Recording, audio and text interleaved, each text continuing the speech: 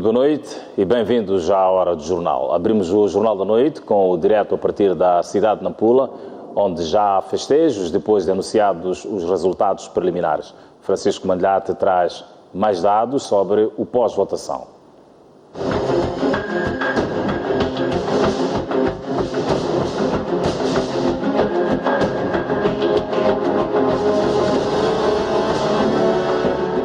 Não vai ser desta o direto, mas para já o Partido Renamo considera que o seu candidato obteve na segunda volta da eleição intercalar uma vitória esmagadora e convincente. A Renamo indica ter feito o apuramento parcial dos votos que dão vantagem a Paulo Van Hale.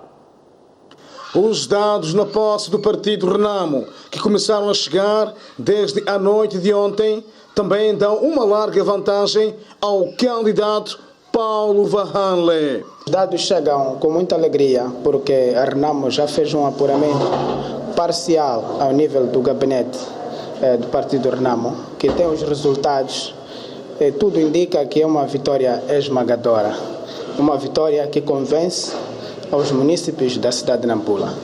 E por causa disso, temos em princípio de agradecer a Deus por ter dado uma vitória como esta, porque nada podemos fazer sem o esforço, sem a vontade de Deus.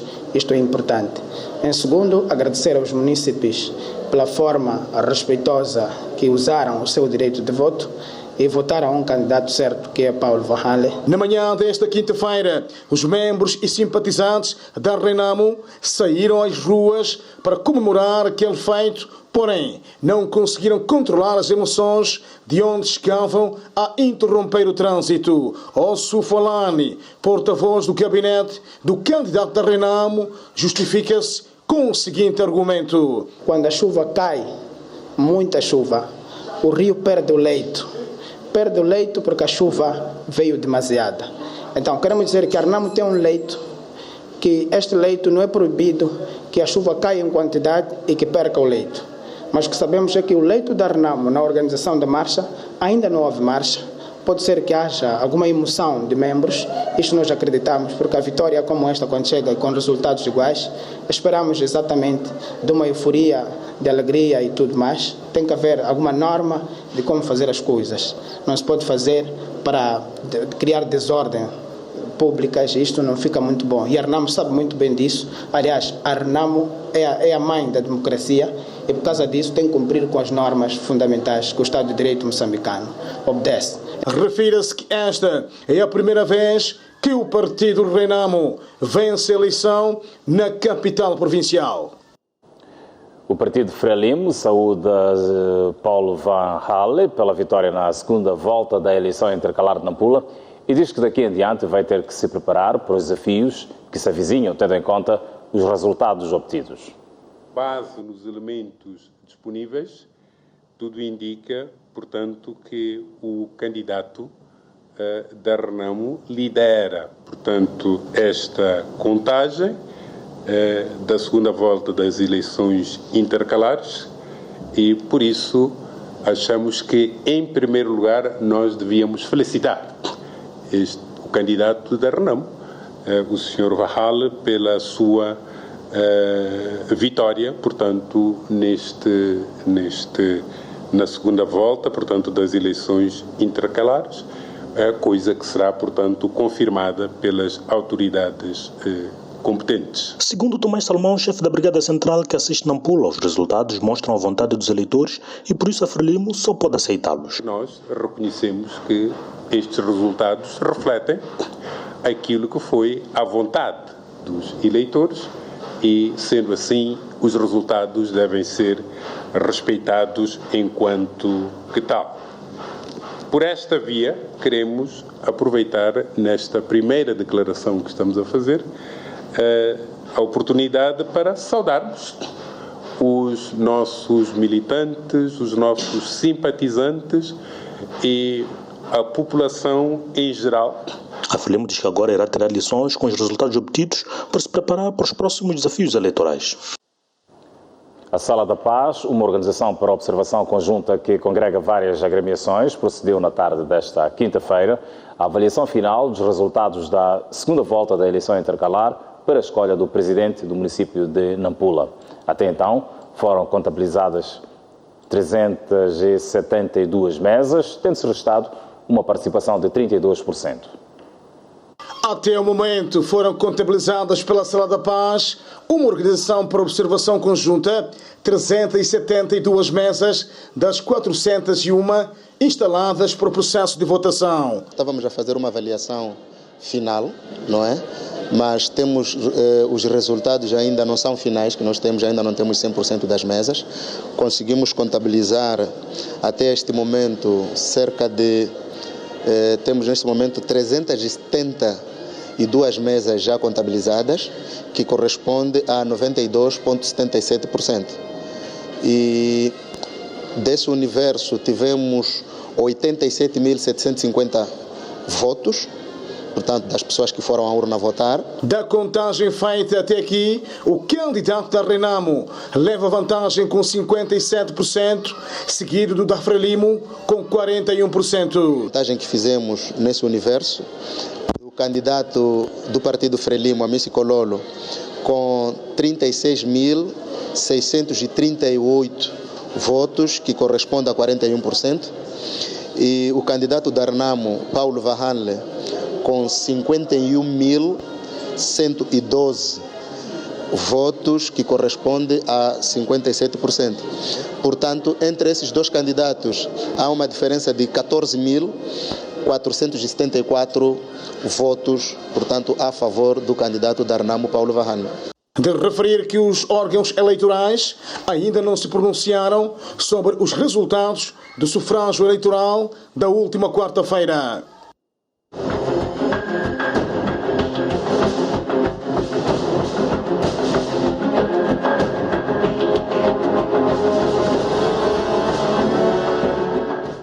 No segmento da atualidade noticiosa, o Tribunal Judicial da província de Maputo ordenou a destruição de todas as construções realizadas no espaço da empresa Milhulamete. A sentença condenatória diz que os supostos nativos não têm quaisquer direitos sobre a área que invadiram, parcelaram e venderam terrenos desde 2016. Conseguimos! Aquela terra é nossa! Eu sou nativo. Eu sou grande e feliz e eu agora vou festejar a minha terra, as minhas campas estão lá. Foi desta forma que alguns populares festejaram, há 1 ano e meio, a decisão do Tribunal Judicial do Distrito de Marraquene, que autorizava a continuação das obras nas terras reclamadas por supostos nativos.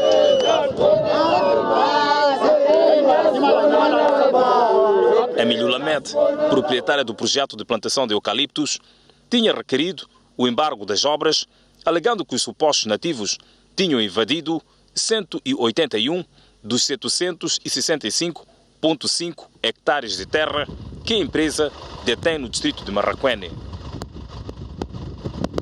De agosto de 2016 a esta parte, os nativos ou invasores dividiram e venderam centenas de parcelas de terra, transformando os 181 hectares numa zona residencial. Hoje, há casas para todos os gostos e todos os bolsos, outras acabadas e outras ainda em construção. Há estabelecimentos comerciais a funcionar e outros em obra. Há vedações que não terminam. Do nada, o betão substituiu a floresta de eucaliptos. E não foi preciso a mão do Estado para parcelar, abrir ruas e autorizar projetos de construção. Até a água, que tanta falta faz nas cidades de Maputo e Matola, aqui é fornecida sem interrupção. Tal é a quantidade das fontes privadas.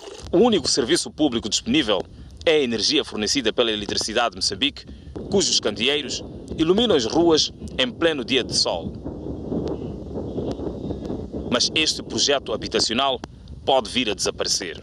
O Tribunal Judicial da província de Maputo, através da primeira seção civil, ordenou a destruição total de todas as obras, fundamentando que as mesmas foram construídas ilegalmente na área pertencente à empresa Milhulamete. A sentença de 27 de fevereiro de 2018 surge na sequência da ação declarativa de simples apreciação da prova movida pela Milhulamete em 2017 contra 8 réus identificados e outros cidadãos não identificados que estejam a realizar obras no talhão 14 parcela número 2675, localizada em Agostinho Neto, distrito de Marraquene. Para provar o direito de propriedade, a Milulamet juntou a certidão de registro predial e o título de uso e aproveitamento de terra, documento contra os quais os invasores não levantaram nenhuma falsidade.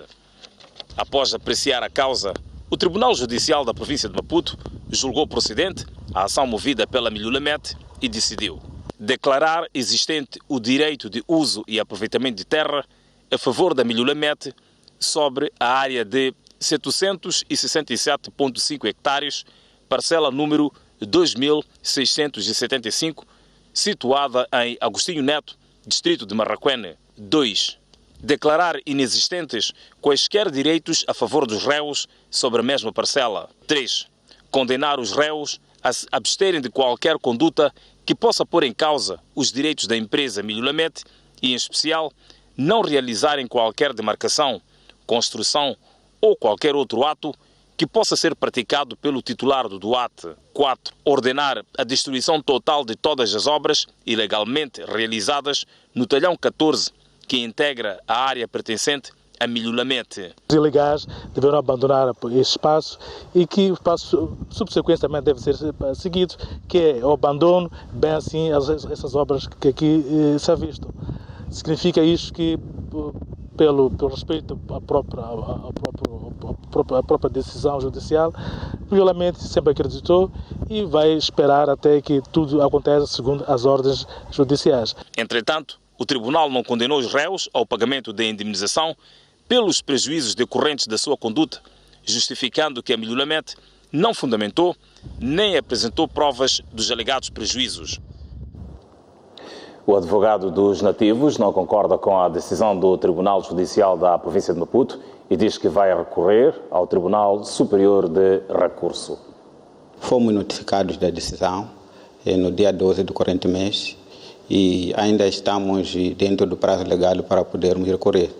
E nós vamos recorrer porque a decisão é injusta e ilegal, porque nós analisamos o conteúdo da sentença, verificamos que o Tribunal Judicial da província de Maputo só decidiu por causa, analisou o DUAT, mas na República de Moçambique a falta de DUAT não prejudica o direito. Daí que nós vamos fundamentar para que o Tribunal Superior de Recurso anule a sentença, porque nós entendemos que ela é injusta e ilegal. E a decisão de demolir casas ou residências é uma decisão ilegal porque viola o direito de habitação previsto no artigo 91 da Constituição da República. Apesar da sentença condenatória, há tentativas de novo parcelamento na área da empresa Milulamet. Esta semana, os invasores chegaram a espancar os guardas da empresa que detêm o DUAT. A invasão de 2016 não chegou nesta área, mas a maior procura por terrenos para habitação levou os invasores a penetrar em outras áreas da empresa Milulamet. Os marcos implantados e outros abandonados provam a ação dos invasores. E parte dos marcos usados pode ter saído deste quintal, onde ainda se encontra um montão. Esta jovem diz que foi contratada para viver nesta casa há um mês, por isso não sabe quem deixou os marcos. Já esta jovem vive perto da área da Milulamet e acompanhou parte da confusão que houve na terça-feira. Chegaram 4. Quando chegaram 4, logo subiram aquele árvore. Depois comecei a ver um movimento estranho. Saí dali, fui comprar amendoim, deixei eles aí mesmo. Quando eu cheguei, eu encontro um movimento ali estranho. A falar, esse São Tigano, bate esse aí. Logo depois, de repente, veio aquela senhora, começou a falar ali. Só falar. Como sabe línguas daqui, eu não sei, calei. Logo depois, de repente, veio esse carro com polícia. Logo começaram a tirar, logo eles fugiram 4. Mas sofreram aqueles homens porque bateram. E os homens que sofreram são os guardas da Milulamet, que foram emboscados e espancados pelos invasores. Mandaram-nos tirar a roupa, toda a roupa. Cavaram uma cova de quase 1 metro, qualquer coisa. Meteram ao meu amigo. Taparam, foram levar capim. Rodearam todos à volta dele, querendo queimar. Enquanto já estava a preparar a minha cova também. Dali havia um senhor que dizia: deixam, manda, bate, deixam, bate, deixam. Então eu disse, não podem fazer isso. Preferi amarrarmos esses aqui e ir com ele até lá onde está o chefe dele. Encorajar essas construções ilegais. O chefe da localidade de Minchafutene conta que a polícia conseguiu deter um dos invasores envolvidos na agressão dos guardas. Na hora nós tivemos atenção e comunicamos à polícia, e a polícia chegou lá e resgatou as pessoas que estavam a ser enterradas lá, e as pessoas foram socorridas, tiveram os primeiros socorros, e neste momento a polícia estão a conta com a polícia e abriram o auto, estão a prosseguir assim como a regra manda. Na zona não parcelada, os invasores queimaram uma extensa área de eucaliptos, ameaçando o projeto da empresa Milhulamete. Os eucaliptos que escaparam ao fogo são abatidos para serem usados como material de construção na área habitacional. Olhamos para outro ângulo da informação. A hidroelétrica de Caurabaça vai investir cerca de 3 bilhões de meticais na reabilitação da subestação de Songo. A reabilitação da estação faz parte do projeto de modernização do equipamento da companhia. Tendo em conta o acentuado estado de degradação dos equipamentos de conversão da corrente alternada e da corrente contínua e do impacto dos mesmos no sistema de transporte de energia para a África do Sul, a empresa hidroelétrica de Caurabaça decidiu investir 40 milhões de euros, correspondente a cerca de 3 bilhões de meticais, na subestação do Songo. Segundo o comunicado de imprensa da HCB, a ação está inserida no projeto Brownfield Fase 2, que visa minimizar o risco de redução da disponibilidade e fiabilidade do sistema de conversão de energia. A companhia anunciou ainda que está em curso a aquisição de um novo transformador conversor de 400 kV, a reabilitação de 15 transformadores conversores, a importação e a instalação de um gerador de emergência. Para a fase 3 do projeto de modernização da subestação do Songo, que decorre de 2018 a 2026, a empresa procedeu ao lançamento de um concurso público para a contratação de uma empresa de engenharia que deverá trabalhar com os técnicos da HCB na elaboração dos cadernos de encargos, lançamento do concurso de empreitada e a fiscalização das obras. As ações em curso fazem parte do plano de engenharia denominado CAPEX Vital, que tem um horizonte temporal de 10 anos e tem a missão de optimizar a produção e transporte de energia da hidroelétrica. O investimento está orçado em cerca de 500 milhões de euros, o equivalente a 38,8 bilhões de meticais. O Porto de Maputo vai fazer a reabilitação de 4 cais da sua infraestrutura. Com esta intervenção, os cais terão maior profundidade, equipamento moderno e poderão receber navios de maior calado, aumentando a competitividade do Porto de Maputo. A Sociedade de Desenvolvimento do Porto de Maputo, MPDC, vai investir cerca de 64 milhões de dólares na reabilitação dos cais 6, 7, 8 e 9 do Porto de Maputo. As obras, com duração de 20 meses, têm em vista aumentar a profundidade do cais. Restauração da plataforma, portanto, que é o reforço do pavimento do cais, as novas estacas de suporte do cais, e o processo da dragagem para aprofundar os cais para a nova profundidade de 16 metros. A infraestrutura atual do Porto tem mais de 100 anos. A reabilitação do cais vai ainda incluir a demolição dos armazéns. Num futuro muito breve, o Porto de Maputo poderá receber navios de maiores dimensões e com maiores calados. Estamos a falar concretamente de cerca de 14,2 metros. Vai então permitir uma melhor taxa de ocupação dos nossos cais, vai melhorar as nossas eficiências. Com esta operação, o Porto de Maputo ganhará uma dimensão de cerca de 1000 metros. Que vai permitir uma maior gestão de tráfego do equipamento, que são as gruas, os atrelados, que fornecem a matéria-prima, fornecem as cargas, os minérios para aí fora, para estes navios, tanto para a descarga como para o carregamento. No cais número 9, será feita uma intervenção que permitirá a colocação de gruas de maior dimensão. Trabalhadores da empresa moçambicana de segurança, MOSEG, reivindicam salários de mais de um ano. Dos pouco mais de 120 seguranças que a província de Inhambane tinha, apenas 28 permaneceram na empresa, contudo, reivindicam também salários. O problema afeta toda a delegação. Alguns dos pouco mais de 100 trabalhadores da empresa de segurança, sediada no município de Machixe, na província de Inhambane, que estão revoltados com a direção da empresa devido aos salários em atraso de um período superior a 1 ano. A maior parte deles abandonaram os postos por falta de pagamento. Paralisou de pagar salários desde o ano 2016, no mês de agosto. Por isso, até neste momento, estamos assim, sem salário, sem nada. Passa mais de 1 ano. Somos 125 homens no total. Estou a trabalhar de borla, sem salário, sem A e B nesse. Os meus filhos estão a morrer de fome. Já não poderia continuar sem salário. O delegado provincial da empresa diz ter legítima inquietação dos colaboradores, que também afeta toda a direção provincial. É uma coisa que afeta a nível da delegação. A partir de mim mesmo. Recursos humanos, operações, por aí. Estamos a enfrentar esses problemas. Acabamos perdendo todos os clientes, porque os clientes canalizavam os valores e que a empresa já não canalizava, não pagava salário aos trabalhadores. Daí desistiram todos os clientes. O responsável pelos recursos humanos da empresa referiu que, para além do problema dos salários, os descontos destinados à segurança social nunca chegaram ao destino. Chegar lá no INSS, o INSS vai poder fornecer, há uma dívida enorme e uma coisa que chega a nos doer muito, temos outros que têm idade de receber pensão por velhice, mas chegado lá não são dados esse direito, porque o INSS alega que a MUSEG é devedor. A STV registrou estas imagens do material de trabalho, entre eles fardamentos, botas, viaturas, entre outros, que neste momento está em desuso devido ao abandono dos colaboradores.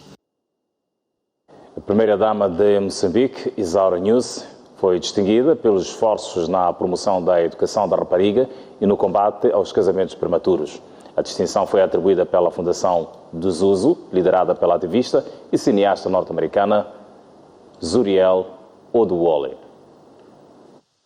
Chama-se Zuriel Oduwole, é norte-americana, visitou o Ghana e viu muitas meninas fora da escola. A partir daí, começou a produzir documentários e a fazer advocacia junto dos dirigentes africanos para que estes se preocupassem mais com a educação da rapariga. Criou a Fundação do Zuzu, sigla inglesa de Sonhe, Levante-se e Fale, e introduziu o prêmio para as primeiras damas que se destacam na luta pela educação das meninas. Para esta fundação, Isaura News fez muito mais do que isso. Da Fundação do Zuzu, que não somente fez muito para a área da educação da rapariga, mas também está a advogar grandemente e fortemente contra o casamento infantil. A laureada, por seu turno, diz que mais do que trazer alegrias, o prêmio deve despertar a consciência de que há ainda muito por fazer quando o assunto é a educação da rapariga.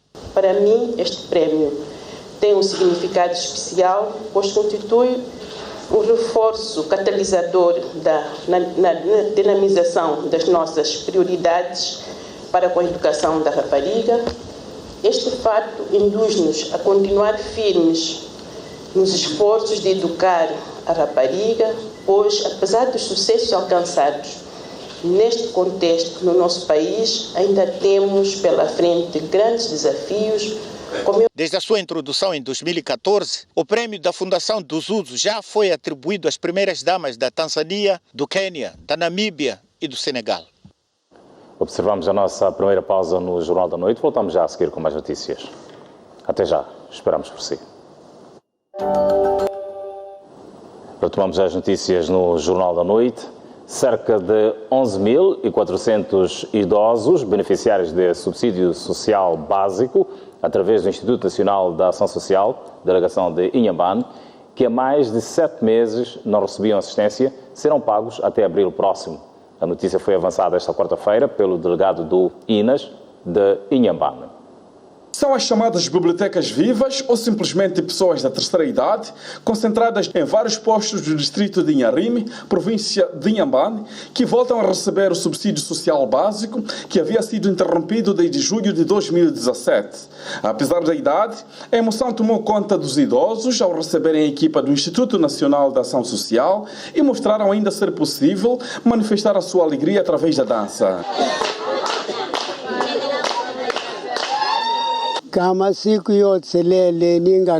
Durante este tempo que nós estávamos a receber o nosso subsídio, a vida estava cada vez complicada. A delegação do INAS de Inhambane tem como meta fazer assistência de 11.399 idosos de forma faseada referentes aos 5 meses de 2017 e acredita-se que até próximo abril estejam pagos na íntegra e prosseguir com a assistência do presente ano.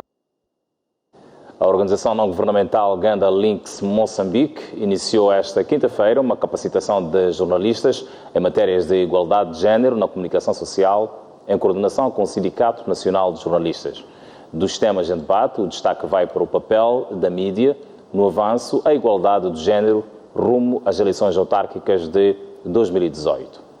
O papel da mídia no avanço à igualdade de género rumo às eleições autárquicas de 2018, os desafios da cobertura eleitoral, como cobrir as questões de género durante o processo eleitoral, são alguns temas que serão debatidos durante a formação de jornalistas em matérias ligadas à igualdade de género no Sindicato Nacional de Jornalistas na cidade de Maputo. A Agenda Links e parceiros destacam a importância da comunicação social na promoção e emancipação da mulher. Uma vez que estão-se a aproximar os pleitos eleitorais, olhando mais que para o 2018, que são as eleições autárquicas, e haverá muita necessidade do papel da mídia para reverter a situação daquilo que é o cenário atual, que todos sabemos, o país tem neste momento 53 municípios, mas apenas 5 são liderados pelo género feminino. Então nós estamos a dizer que trata-se de competição em números, mas estamos a dizer que acreditamos que existe o género feminino que tenha esta capacidade e qualidade para poder se inserir e reverter este número que estamos a ver. Para a Agenda Links tem um papel fundamental na promoção e monitoria do protocolo da SADC.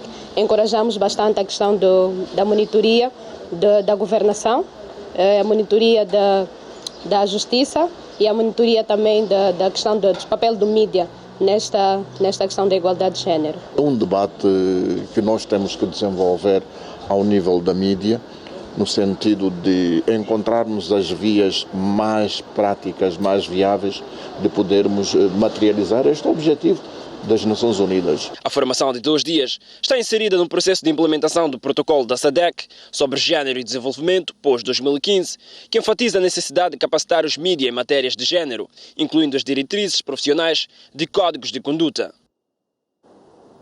Nas notícias do estrangeiro, o presidente sul-africano e chefe da SADC, Cyril Ramaphosa, chega a Moçambique este sábado.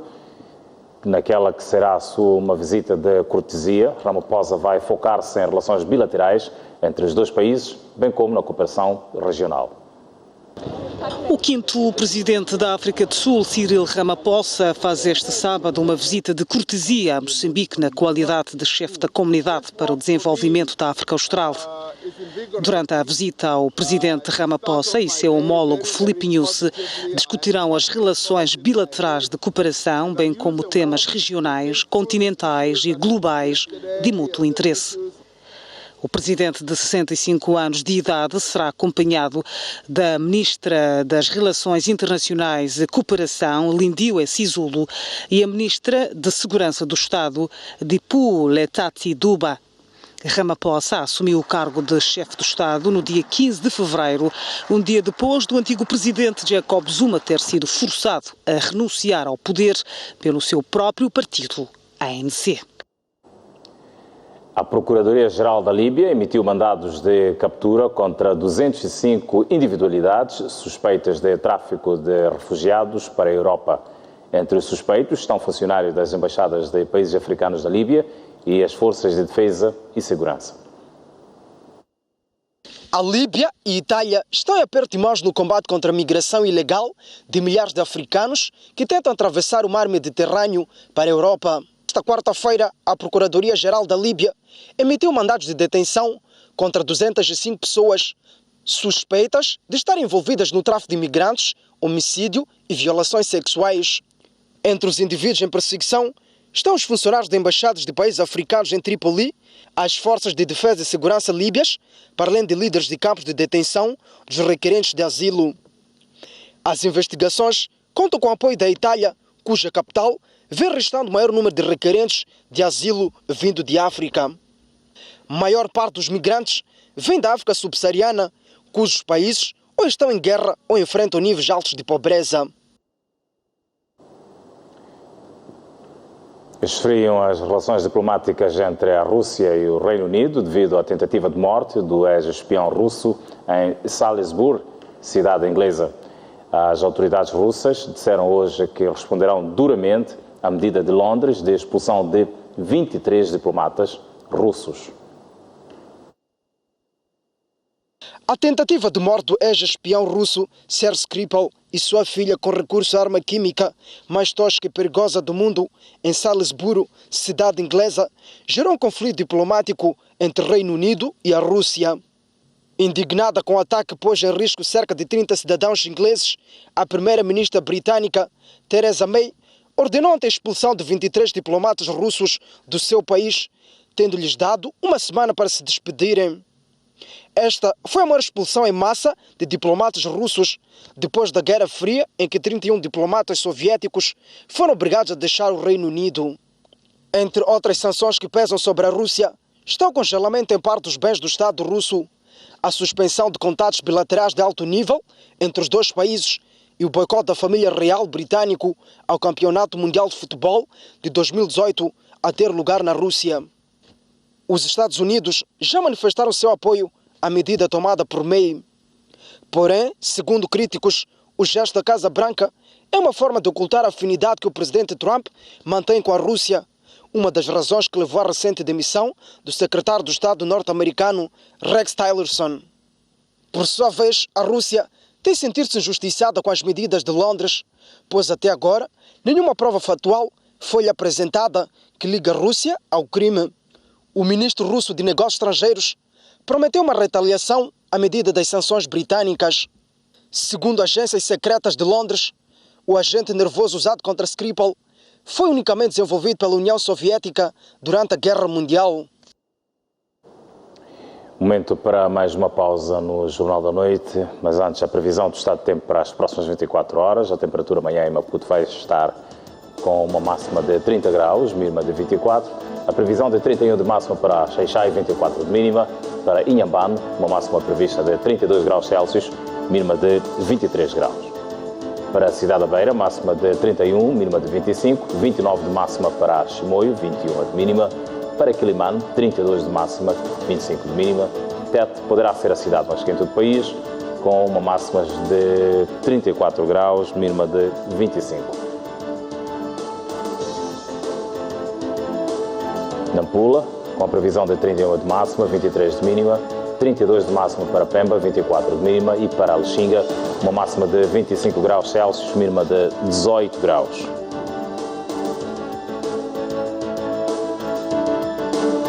Esta previsão do tempo é-lhe oferecida pela Indico Seguros. Retomamos já as notícias e agora olhar sobre o desporto. O treinador adjunto da Liga Esportiva de Maputo, Ali Hassan, considera que o jogo contra o Machaquén não será fácil, porque os tricolores têm bons jogadores, mas farão de tudo para vencer. A Liga Desportiva de Maputo vem de uma derrota a 2 bolas sem resposta contra o 1º de Maio de Quilimane e considera que a jogar em casa é obrigado a vencer o Machaquén para continuar a sonhar com seus objetivos, que passam pela manutenção. Vai ser mais um jogo. Viemos de uma derrota, estamos cientes nisso e aquele foi um jogo passado. Desde o primeiro treino estamos a trabalhar para o jogo contra o Machaquén, que o mais importante é vencer o jogo, termos 3 pontos em casa. Vamos a preparar o jogo de forma tranquila, séria, e penso que a partida arrancamos os dois em igualdade de circunstância. Mas nós também temos os nossos objetivos, que é tentar a manutenção o mais rapidamente possível e passa por fazermos um bom resultado. De referir que o treinador principal da Liga, Aquile Marcelino, disse na semana passada que iria colocar o lugar à disposição. Entretanto, esta quinta-feira, o técnico esteve a orientar os trabalhos da equipa. Por seu turno, a equipe do Machaquén diz que este jogo de sábado, diante da Liga Desportiva de Maputo, e a contar para a terceira jornada de Moçambola, será difícil, mas vão jogar para arrancar os 3 pontos, apesar de respeitarem o adversário.